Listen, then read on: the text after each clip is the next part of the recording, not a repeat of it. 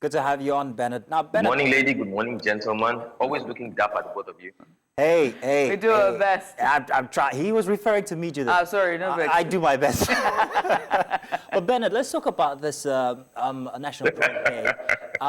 Based on your report, what are some of the most significant achievements that you could say that the NDLEA has achieved in the past 3 years? And be honest, please. Right. I think for me, what we get to see on social media more often than not is, the NDLEA apprehending people, making drug busts and all of that. But I think one thing is very, very important, and something that touches me so much is the advocacy and the spread of information that the NDLEA is doing, particularly from the grassroots level. And largely, when I say grassroots level, I'm not talking about local communities now. I'm talking from the schools, basically. I've seen videos, and the gentleman in that video you saw, Femi, Babafemi, who's the spokesperson of the NDLEA, was able to explain to me that they go to schools, they go to communities, they go to young people, trying to explain to them the dangers of illicit drug use and drug abuse. And not just that, also explaining to them how some of these young persons, unfortunately, are unaware that they are being used to traffic and to peddle drugs for little or nothing, or little or no money. Sometimes, because of their ignorance and naivety, they get for some of these illicit activities. So I think one of the things, amongst so many things that the NDLEA is doing that has really touched me, that I think will go a long way, is starting from the young ones, starting to, basically to sensitize them about trafficking and drug use, because that largely is where it starts from. In this past week alone, on my way home, I've seen 2 cases of young people, probably in their teens or early 20s, standing on the road, maybe homeless, I don't know, but you see them stunned, almost just stunned and stuck to wherever they were standing there, clearly from the influence of drug use. And these are young boys, so I think pushing this information, making sure that it percolates down to the young ones is quite applaudable. I'm so glad you talk about the youngsters, because we're going to do a piece later, and this time it's going to be the intersection of the glamorization of drugs in Nigerian pop culture, because that's a conversation that needs to be had. But in the meantime, let's talk about challenges, right, with the NDLEA, right, which was one of the things you highlighted in this report, but for the benefit of our viewers, help us, talk more on these challenges. What challenges does the NDLEA still face in its effort to combat drug trafficking and the use of it? All right. Now, before I talk about the challenges, quickly, let me not undermine the fact that the NDLEA in the past 3 years has made quite a number of arrests, quite a number of drug busts. We see that on LinkedIn and some other social media platforms, and they send it to our station as well, so we follow. Now, one of the major challenges, and I'll first explain this using an African proverb that says, when the bird learns to fly without perching, the hunter learns to shoot without missing. Bringing this into perspective, drug traffickers have, over the months, over the years, learned to improvise several new methods by which they move these illicit drugs, they peddle them, they traffic them, they sell them. According to information I got from that gentleman, again, from that video you saw, you could see some put drugs in gas cylinders, some in water tanks transporting them, some in the body parts, the chassis of vehicles, in tires, right? And then they seal the tires, and these are not tires that they put in the trunk. The tires are actually rolling, so one of the biggest challenges for them, first of all, is getting information and then being, very, very thorough in their searches. You have millions of people moving across the country. Already Nigeria is a country of over 200 million. Millions of people moving across the country, and at airports, at seaports, some of these things we get to see on TV where they stash these drugs in certain places. One of the basic challenges is knowing how to always keep up with the new gimmicks of drug traffickers, that's one. And then secondly, drug trafficking is quite an expensive illicit trade, right? So it definitely would involve sometimes people in high places, which means that they have to go against a lot of powerful and influential people. Also, you see that NDLEA officials are trained with the use of firearms, and that's because the drug lords and the drug barons also would not give up their stash easily. So they know that more often than not, they are going up for a battle. There was one of the videos that I don't think I used in that report that was sent to us. They were doing a stop and search, and then it just escalated into a gun battle. They were taking cover and still returning fire. So it's a fierce battle, and I think that is where the biggest challenge comes from. they would need as much support and as much training as almost the military, because this battle they are fighting is not just against ordinary Nigerians, ordinary people, it's against influential, powerful, rich people, sometimes even people who are not exactly Nigerian. Fantastic. Bernard, thank you so much. Thank you very much. We're hearing now that we're being joined by Mr. Femi Babafemi, the Director for Media and Advocacy at the NDLEA. Mr. Femi, thank you so much for coming on. We appreciate you for joining the program this morning. Thank you very much, sir. We've been talking about the NDLEA and the challenges that you face. So I would like to hear from you. And let's start with strategy, right? Can you tell us more about the NDLEA strategy for drug demand reduction? Oh, thank you very much for having me. And we do appreciate the fact that you are making this a talking point on your show this morning. We appreciate your station for that.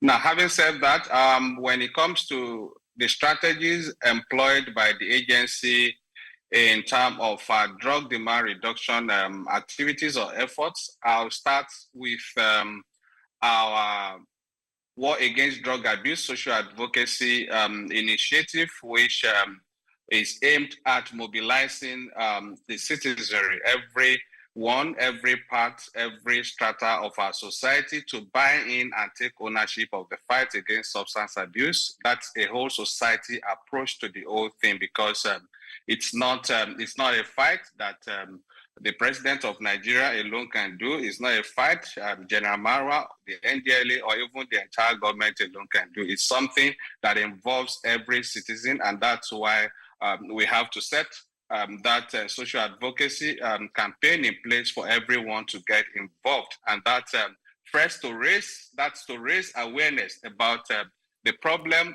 of substance abuse in our country. And that, again, has the goal, the aim of preventing people from going into substance abuse, because if you are aware of the dangers of what you are taking or you're about taking, you are most likely going to refrain or restrain from going into that. So that's one.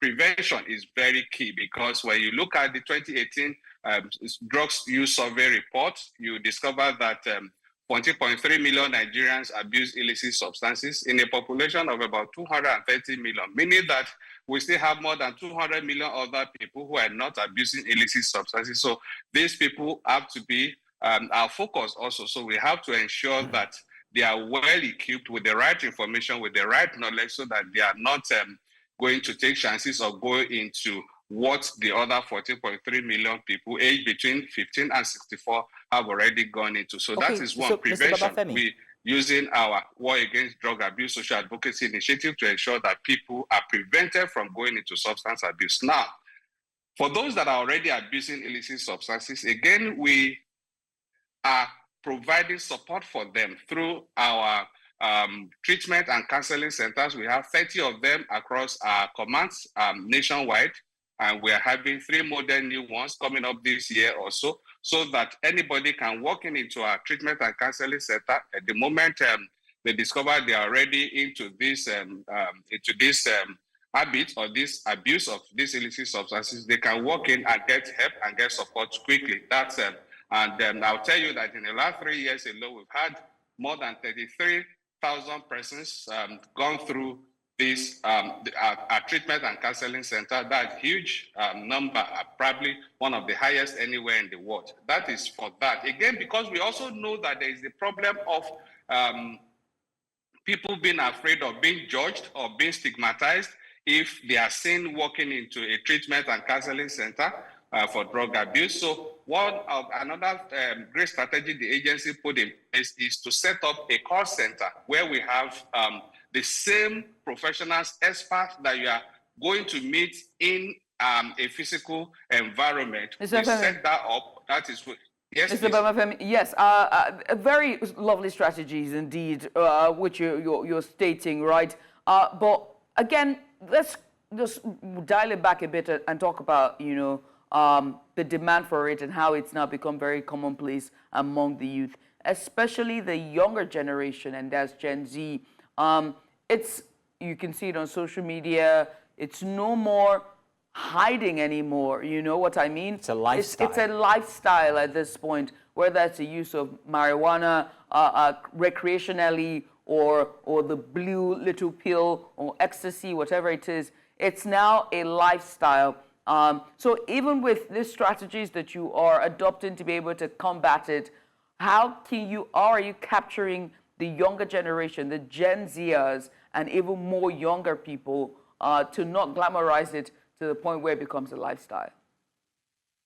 All right, thank you for that. You are most likely talking about the predisposing factors, the factors that fuel our young people, especially the young minds, the Gen Z, the millennials, and going into substance abuse. You have quite a lot of factors responsible for that. And in our approach, again, to resolving those factors, we also have to go back to the reasons, the causative factors. First, parenting, poor parenting. We have to start because the family unit is the smallest unit of the society. So we have to go back to the family unit where this problem actually starts from.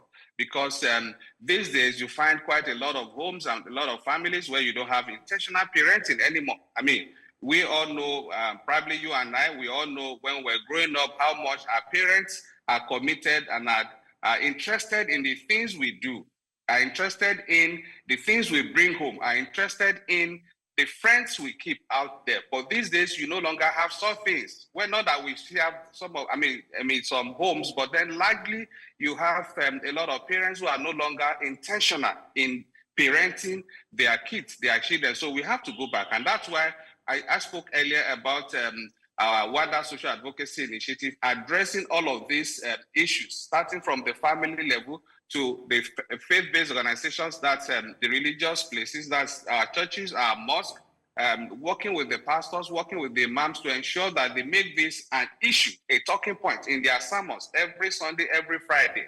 Now, beyond the worship places, we also take this to the workplaces, to the traditional institutions, to get all of them on board. Apart from the family unit, we also have this same issue out there in the society, that is peer pressure. And also, if you trace this, you will see it goes back again to the family, because when a lot of kids go out there, they don't have good parenting from home, so they are susceptible to falling under the pressure of their peers who are already into substance abuse. And that's one of the reasons the agency on June 26th, Wednesday, launched the Save Our Families campaign to get parents, to get everybody in workplaces and all of that to get involved in the process of early detection through testing.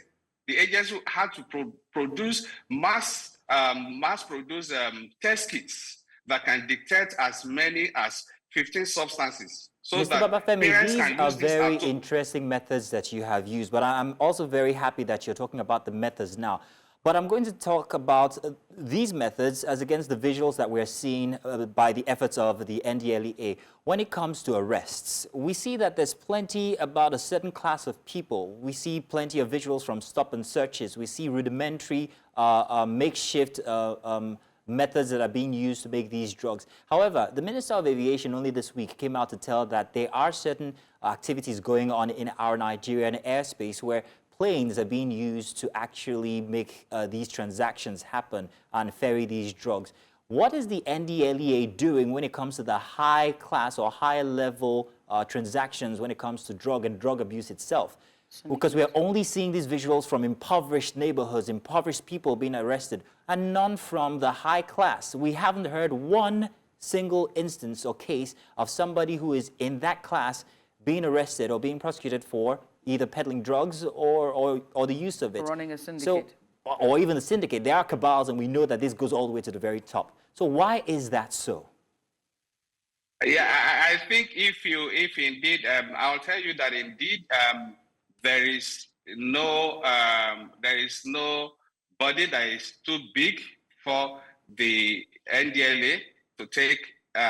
If indeed if you are caught with it, there is nobody that is too big for our operations, for our activities, that I can tell you. And if you look at the list of over 52,000 offenders that we have arrested in the last 3 years, 48 of them are drug barons. These are people that are multi-billionaires. These are people that are highly placed in the society. So I would like to state that indeed nobody is spared. That is the thing. There's nobody is spared. Your perception may not be in tune with the actual reality, because we are the ones dealing with this cartel. So we know who, and we know we monitor them and we target them. We have special units that are involved, that are set up specially to target these people, and we are taking them down one after the other every day. That I can tell you.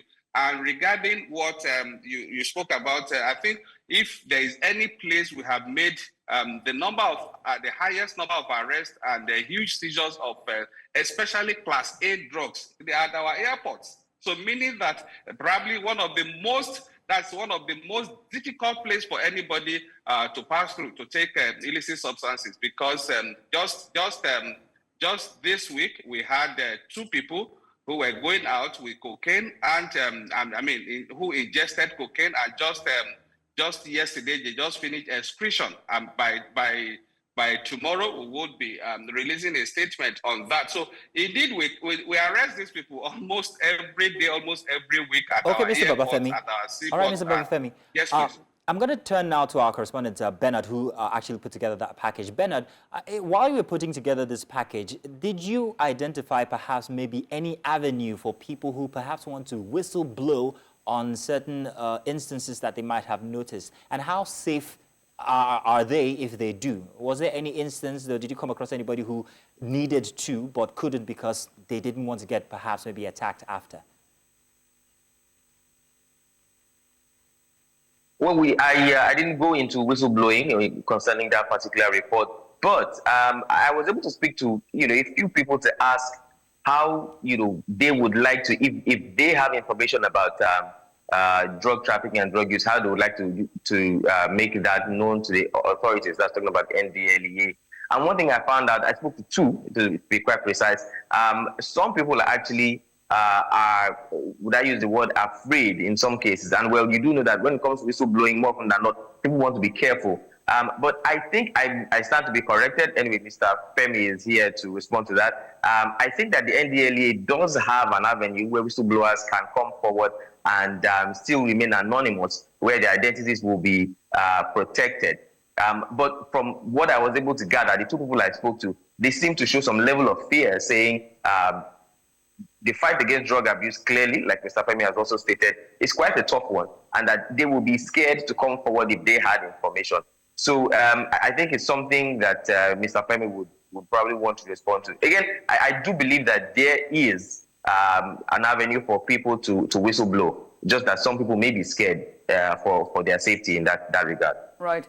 But, Mr. Babafemi, while you're answering that question, let me just add another nuance to it.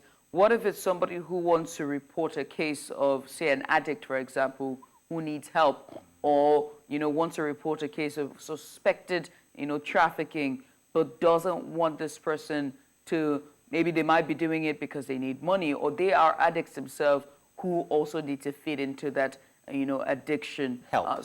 Feed into, so how can they whistleblow and not be persecuted or taken to jail, but instead be given help? Absolutely.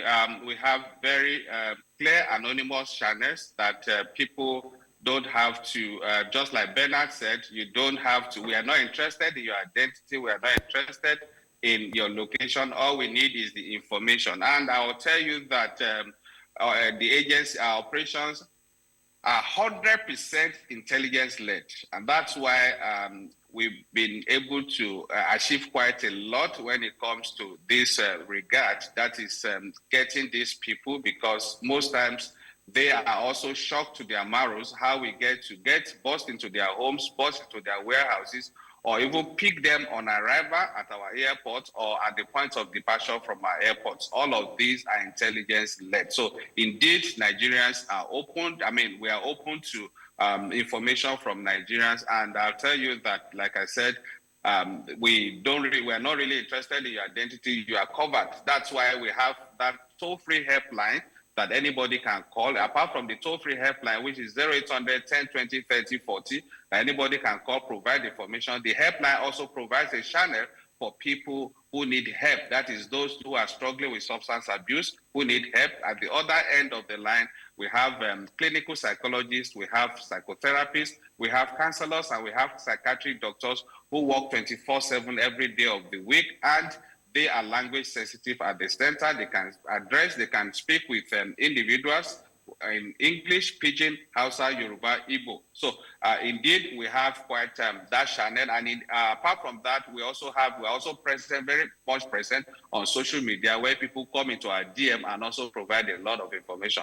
All of those places have been very good channels for those who may not be able to walk into our command nearest to them. All of these are open channels through which they can give information, and they have been doing that, and we have been working well on those information. But for those who need treatment, whether those that are already abusing substances or those that have been relating with these people and they decide to opt out and go seek for help, our toll-free helpline also provides that channel for them, and they can give information anonymously, and they can be treated anonymously. We're not interested in the identity. The moment you come in, you call that line, you are given a code. Is that code that they use to relate with you going forward? So they don't need to know whether you are Ojo, Haruna, or Shinedu henceforth. So it's just the code that you identify with. So that's how much we treat information, and we treat our clients with utmost confidentiality. So, Mr. Babafemi, is rehabilitation free for anyone who comes forward that says they want treatment? Is it free? Absolutely. For instance, our teletherapy and psychosocial service on the toll-free helpline, that's at our call center. It's because you are not going in physically, so it attracts no cost. Even the call itself is free. We pay for the call, for the bill. So that's absolutely free. It's only when you walk into a rehab center where you need to be checked in. Probably you have to be responsible for your maintenance. Those are the fees that are needed at our rehab treatment and counseling centers, as against what you may likely find in other centers where you have to actually, for instance, in a standard rehab in Abuja, you are most likely going to be paying as much as 1 million, 2 million per month. All of those are not the kind of things we do, because we are providing service that is supposed to be free. But then at our own level, you are providing for the basic needs that will keep you and maintain you in that facility. That's all you need to pay for when you are checking into our facility. Do you mind sharing with us the telephone numbers or the website or the hotline that they can reach? Okay, for those who are interested in getting treatment or passing across information, our toll-free helpline is 0800, that's 0800 1020 3040, 0800 10 20 30 40. That's the toll-free helpline. It says 12 digits as against the normal GSM 11-digit number. And our website, for anybody, there are also processes on our website. It's also another platform, which is www.ndlea.gov.ng, and we're very much present on social media handles at NDLEA01 on Facebook and at NDLEA_Nigeria on X, TikTok, YouTube, and Instagram. Mr. Anybody can come into our DM through all of these channels. Of course, and also the DMs as well. We can slide into them. Mr. Babafemi, we appreciate you for doing this with us. And also Bernard Akede, we appreciate you for coming on. Bernard Akede is our correspondent here at News Central TV. And of course, Mr. Babafemi is a director for Media and Advocacy for NDLEA. And they joined us today to discuss more on the World Drug Day. And that's against trafficking of illicit drugs in Nigeria.